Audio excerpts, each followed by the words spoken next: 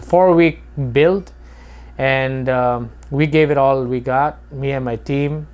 And finally, to show people a full drift car could be built in such short period of a time, as long as everything is funded and as long as everything is moving smooth and as long as you and your people are the right wavelength, it could be done.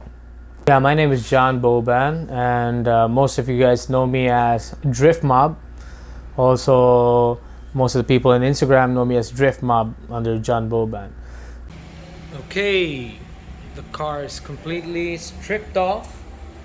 Nothing in the car. It's bare shell. We just sprayed it with anti-corrosion primer to prevent any rust, to preserve the chassis. Okay, the build, the car came into our shop and it definitely needed work. And so we talked about the car and we decided to actually build a car that would not only do the Philippine series, also would do international series. So it had to meet up standards, international standards, right? So again, there were things in the car that we had to remove totally for safety reasons. One of the things where we did the whole roll cage, and we did a full blown out well done roll cage. Everything was TIG welded or MIG welded, and we also did the front tube frame, rear tube frame. We had the radiator relocated at the back with the electric water pump. We also had the intercooler V-mounted inside the tube frames to save in case of a crash or impact. The crash bar would take the beating, not the radiators or the intercoolers, right? And we moved on to the fuel lines. We took out all the rubber fuel lines and we replaced it with Teflon fuel lines. So we also did a surge tank system, and all the lines from the pickup pump all the way to the surge tank, from the surge tank to the rail and back, everything was Teflon, aircraft grade, right? So we wanted to make sure these Teflon lines, we wanted to make sure these lines don't corrode. That's why we use Teflon. Yeah. Day 4, we have cut up major parts of the car. We've already mocked up the radiator, the fuel cell. We're moving on. We have already done the crash bars, rear tube frame. Moving on to the front. It's already chopped off underneath. Then we moved on to the turbocharging. So we were using a G35 550. So the turbo came to us. So we had a custom manifold done. And we had downpipe exhaust system. All the plumbing from the charge pipe to the intake pipe was replaced. Aluminum pipings. We used Turbo Smart, wastegate, and blow-off valve. And we also relocated the battery at the back. So we shift all the way to the back. And that way we get better traction, right? So also a major part of the car was the body.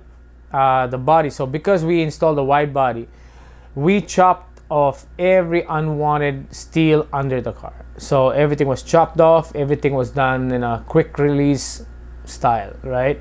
And we also installed the chill out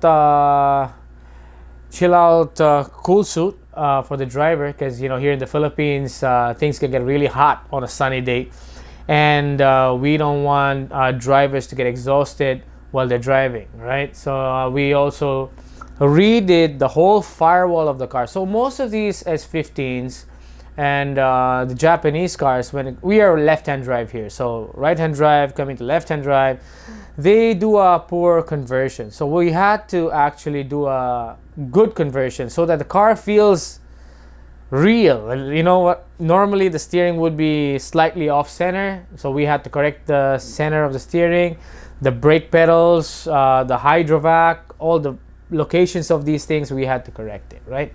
And we moved on. After that, we did some works in the cockpit. We cleaned it all up. All the wirings, body wirings, engine wirings, we cleaned it all up. Then we hit the dyno. And in the dyno, we didn't know the condition of the engine, so we did not push it so much, but we were able to get like 329 wheel horsepower. And we're pretty happy with that. And that was the first stage of the build, right?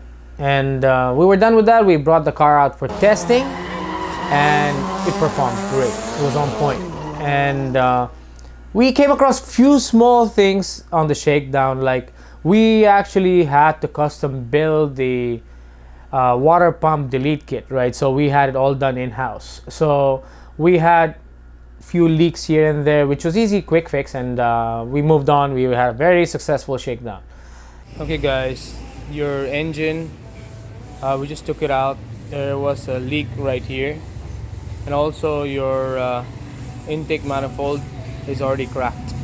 The runners seem quite thin, so I need your decisions. What shall we do? And the car came back to the shop. This is the stage 2, right? When the car comes back to the shop, we strip away every single thing from the car. So every bolt, every nut, we well shut every hole on the flooring. Make sure there's no external air or anything coming into the cockpit area. We also mocked up all the Lexan windows. So the rear windshield, quarter glasses, and the windows of the driver. Except for the front windshield, we still retain it OEM stock glass. And we took it all apart, and we sprayed the car inside, outside, and underneath to protect it from any rust, any corrosion that would eat up the car, right? And then after we painted it, we put back everything. So this is quite time consuming. So you take out the engine, the transmission, the prop shaft, the subframes.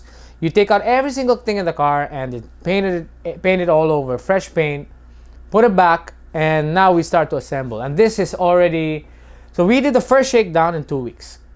So we built the whole car in 2 weeks time. That was a lot of overtimes. And then after the shakedown, it was another 2 weeks preparation to put it all back. That includes the paint job too. So after we put the car back together, we got a new set of wheels and the right fitment for the car. And then we showed up on the race day, maybe 2 or 3 days before the race. We were able to shake down, and it was great. And yeah, that's how we went into the race. It was a 4-week build, and we gave it all we got, me and my team. And we got to give it up to my boys to stay up late and work with me on this, and finally to show people a full drift car could be built in such short period of a time, as long as everything is funded, and as long as everything is moving smooth, and as long as you and your people are the right.